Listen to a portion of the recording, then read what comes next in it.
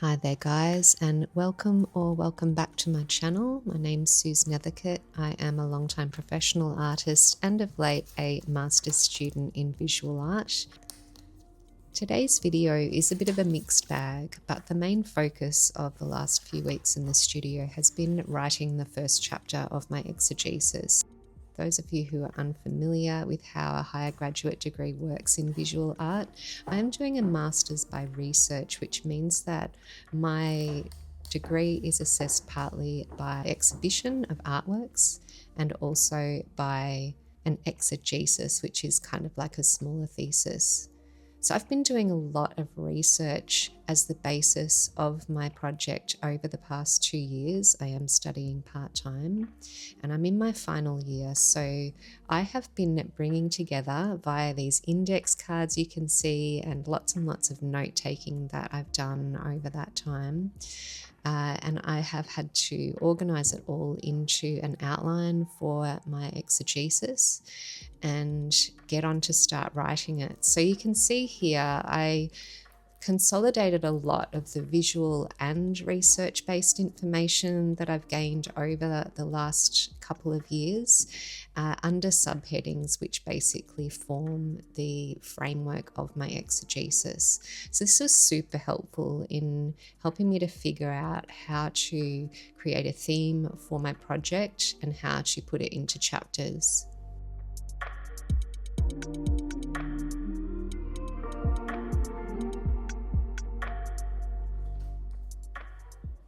I'm really fortunate to have a studio at my university where I can go and work, either to make artwork or to write. And I found that when it came down to writing the chapter, that the discipline of going into the studio every day and really knuckling down worked for me really well. So you can see me here just settling in with a coffee and my drafts below the artwork that's surrounding me, because in writing the exegesis, it's always really important to be bringing the research back to the artwork and how it relates to what you're researching. This is also where I keep stacks and stacks of books and articles and pretty much all of the research materials that I've been using in my project. So it's the most logical place to be. You can see there on the left-hand side some of my studio journals and also research journals. So I've taken loads and loads of notes, really comprehensive thinking around my artwork and also the literature I've been reading and where I fit into that framework. And so this is the time where I'm bringing it all together. I do quite often bring in my Mac. I'm working on a PC, which is provided by my university for my writing, but I still use my personal Mac to process a lot of the visual information, such as these photos you can see that were items that I viewed in the archive on my recent Tasmanian residency. I'll link that below if you'd like to go and check out that residency.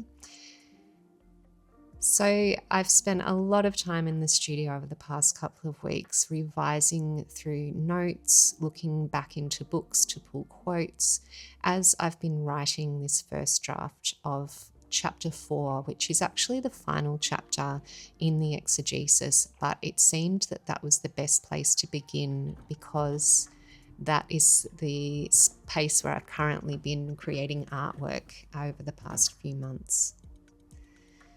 I did spend some beautiful time out on my veranda in the late autumn afternoons, which have been absolutely glorious here in Ballarat over the past few weeks.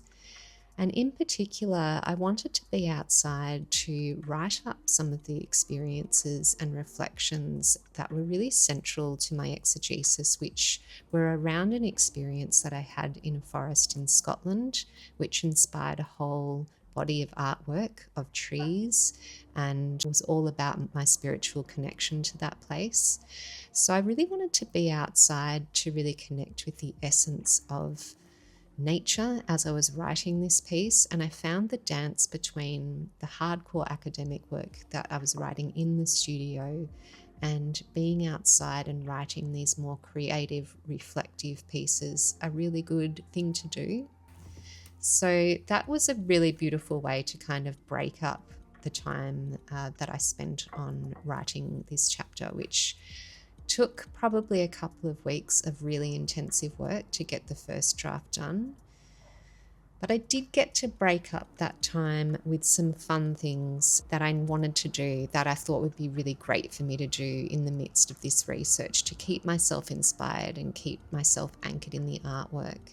One thing was to go to this beautiful exhibition that was on at the University of Melbourne called A Velvet Ant, a Flower and a Bird.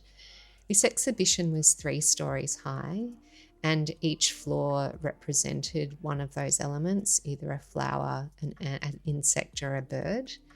And it was all about, you can read here on the screen what it was all about actually, if you would like to pause to read that. So I just love that description, which gives you a real feel for the scope and the huge imagination behind the curation of this vast array of items from the IPotter collection. I've tried to include a lot of the exhibition titles as it goes along so that if you want to pause the screen, you can read them whenever you like. I have tried to capture most of the artists through capturing the descriptions, but apologies for those that I might have missed. So I'm just going to leave you with perusing that and enjoying some music. So yeah, go check it out if you get the chance.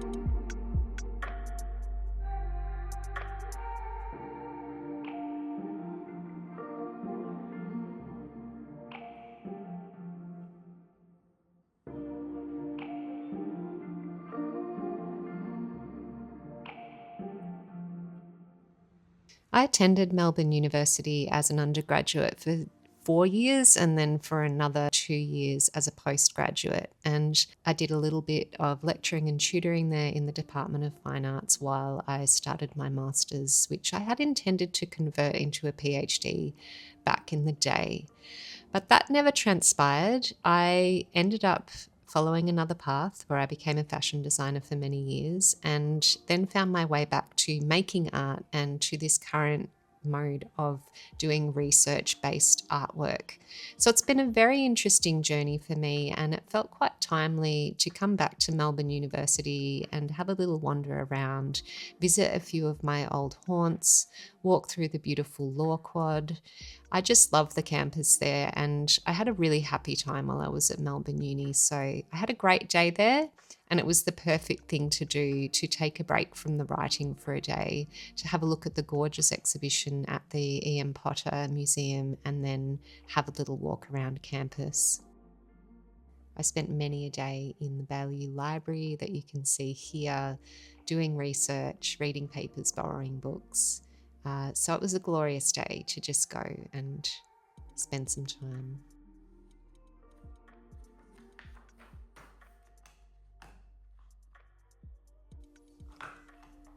I spent quite a bit of time synthesizing all of the research that I'd done. Part of this was through the index cards that you saw me arranging earlier on the pinboard.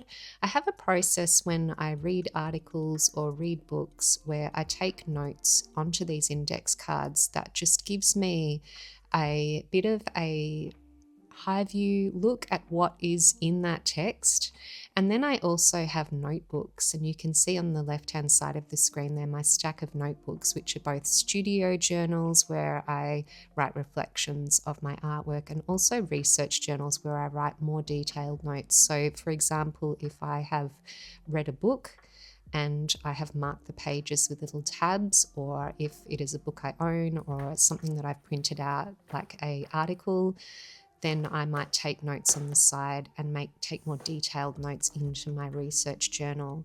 So I had compiled quite a lot of different information, and you can just see me here. I've been printing out a lot of articles and pieces of research because I do find that I need to have the hard copy in front of me when I write. And I spent a lot of time indexing those, making sure they're all organized into their chapters, getting really clear on what was in this particular chapter, and getting really clear on my outline for it so that I could sit down and start writing and have all of my research there to go to in front of me. So I'm always dealing with multiple different sources when I'm working. Sometimes those resources are available in my library. Sometimes I've had to go out and find those resources, such as I did on my recent trip to Tasmania. I was able to locate a lot of the historical sources that I am using in my exegesis in some of the libraries and archives there. It's an ongoing process. So it's been really interesting going through the process of synthesizing all of that. That weekend, I attended a fantastic workshop that I actually signed up for ages ago at the Rare Arts and Forgotten Trades Centre, which is actually here in Ballarat and is a brilliant place where you can do all kinds of different workshops to learn incredible skills. I signed up to do a class on how to make a cylinder box, which is a beautiful cloth-covered box, and it's a bookbinding technique that you use to make this book. It was taught by a wonderful conservator, and I really wanted to learn how to make these boxes because I've been making a lot of handmade sketchbooks as part of my master's, and because so much of what I'm researching centres around archives, I wanted to make sure that I create containers to put my sketchbooks in that are actually archival. And I have wanted to learn bookbinding and these kinds of skills, such as how to make a box such as this, also how to make a slipcover for a book. I've wanted to learn those for a really long time. So this was another brilliant break in the academic work routine, and I thoroughly enjoyed it. When I came back into the studio the next week, I brought my boxes with me. There were a couple of different kinds that I made. The first was the black one that you saw me creating in the last clip, and the second one was a white one called a clam box, which is a less laborious archival container for books that you often encounter in an archive. So I was getting ready for a supervision meeting, and I wanted to put up some of the books in my studio for the conversation that I was preparing to have. And I'd taken quite a few of my little sketchbooks home and along to this workshop on the weekend, so I needed to bring them back. This little shelf that I have inside my studio is an ever-evolving space that I change over all the time to keep what I'm working on fresh in my studio space. I'm constantly in the process of thinking and writing and reflecting and looking at the artwork. So having it around me physically in my space is really, really important part of that process.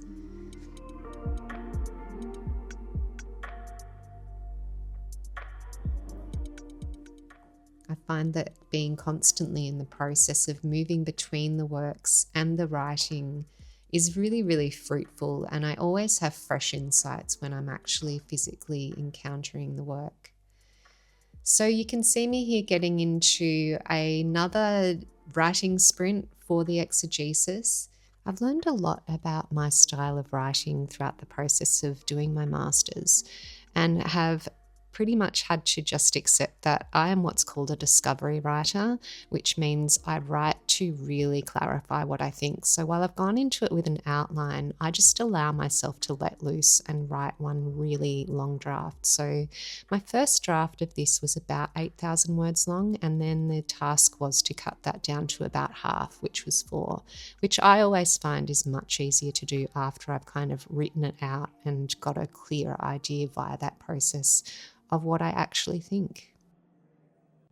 The next weekend was Mother's Day weekend, and so on the Sunday I went out and had a lovely lunch with my family, and then on the afternoon with my daughter I went to this fantastic exhibition which was at the Mining Exchange building in Ballarat as part of Ballarat Craft and Design Week.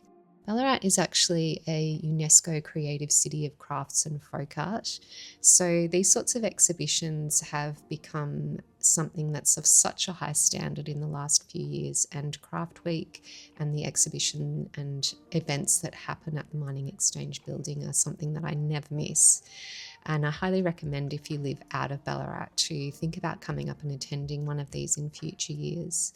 But basically in this gorgeous exhibition called Bound, there were groups of artists that were collaborating to curate their own exhibition within the larger space. So as you moved through the building, they were separated into different sections, and each had entirely its own creative direction and using really different and diverse materials, such as all of these things you can see on screen here. So it was an absolutely beautiful exhibition, and I really enjoyed it. And I love always the variety of different methods and mediums that the artists use in a variety of different ways. And it culminated in a fantastic store at the end of it. So again, this was another brilliant break from all of the heavy academic work that I had been doing the week before, and was the perfect way to spend Mother's Day.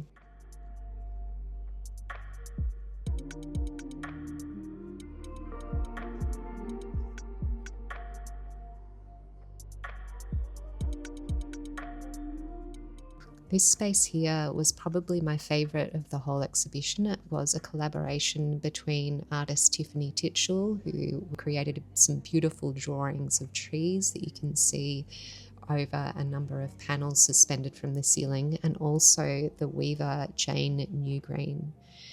And her work was interspersed around it as well, which you can see here. I just absolutely loved Tiffany Titchell's gorgeous tree drawings, and also the way that she had exhibited them was so great to see alongside the textiles. I think as a practitioner, seeing these kinds of exhibitions is so important, especially as I'm thinking through my own exhibition for my master's, because I always see so many incredible ideas of how to display my work and combine them together into an experience for an audience. I am pleased to report that after I finished my chapter draft, it went to my supervisors, and when I received it back, I had very few things to change about it. So I was really pleased with that result. I was able to cut the draft down to half its size, so it's much closer to what it needs to be. And so then I was able to sit aside the writing and get back into the studio, which was just what I needed. I hadn't painted anything for a few weeks at this stage, and I was really dying to get back into painting and also playing around with my oil sticks and my drawing oils. And I dug into my archive of art supplies and pulled out all of the beautiful oil sticks that I have had for a number of years to get them back up and running. So you can see me here just working through peeling off the outer layer to get to the activated stick in the center, because what oil sticks are is really just a solidified form of oil paint that has a lot of wax in it as a binder so that it forms into a stick. So you always have to be removing that waxy outer layer to get to the bit inside that's actually paint. Some of my sticks are really, really old, so I had to cut them down quite a bit to get to that active layer. And you can see them there just together with the drawing oils. Another thing that I've been playing around with in the studio over the last few weeks is I have been wanting to really try a few different techniques that are a bit outside what I have been doing in terms of my approach to painting landscape and trees, and wanting to find a workable method for myself between working with background paintings in underlayers of other mediums. I have tried the Neocolor 2, which you will have seen in previous videos as well, as an underlayer to oil paintings. And in this one, I'm actually using an acrylic paint just to get in those first layers. The other thing I did, which you saw me doing at the start of this section of the video, is I've got all these canvases that are denuded canvases that I removed from stretcher bars and re-stretched my canvases with linen. So I've got quite a stack of plain white canvases in my studio, and for these experimental paintings, I decided, rather than painting on the primed natural linen, which is really expensive, to buy myself a coloured gesso. Matisse make a great coloured gesso, and then altering the tint of it slightly so that it is closer to the colour of linen, so that I could sort of play around a bit more freely on these canvases and really muck around with the art supplies in a way that is a little bit experimental at this stage. So I am working away on one of these canvases here. You can see that underlayer has come forward that I've done in the acrylic underneath. And then I'm going to progress on to doing a layer in the oil sticks and the drawing oils. So I'm using a combination of those here. The reason I've been spending so much time exploring the drawing oils and the oil sticks and really digging down into how I put together a painting is really because I've never had the opportunity in my professional career to spend time being very considered about how I approach different media, and really sinking into that and letting myself explore and play and find a method of working with the materials that really sits well with me. And the thing that I've discovered throughout my masters is how much I really enjoy drawing, particularly drawing trees and being out in nature and the landscape. And I've really strongly desired bringing more drawing back into my paintings. So that's where these oil sticks and the drawing oils have become really an important thing for me to investigate. And I'm still figuring it out. Like, it's a very slow process. The other reason I'm really drawn to them is because I'm finding that my painting style throughout my masters is a bit tighter than I want it to be, and I feel like using a medium where I can draw and move my hand, and particularly with the oil sticks because they're so large, I'm hoping it's going to free me up and help me to find a little bit more movement and spontaneity on the canvas again. I've had great success with doing that in the past with my abstracted floral style of paintings that have been my bread and butter for a really long time. But if you've been following me for a while, you'll know that I kind of have stepped away from that style of painting because I just felt really driven to explore other ways of making and other aesthetics that weren't so bright and I guess driven by popular culture. So that's sort of what's playing in my mind as I am creating these works and giving myself the opportunity to play. Anyway, I think that's a good place to leave things today. Thanks so much for being here.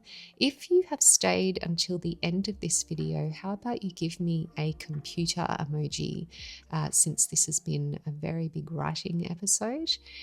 And yeah, leave me a comment. Let me know if you have any questions or what you're up to in your practice at the moment, or if you've been playing around with the drawing oils or oil sticks of late. What are you learning? I've been getting some really helpful comments from people as I've been exploring this process a bit more. So drop in your ideas and anything that you have to share with me in the comments.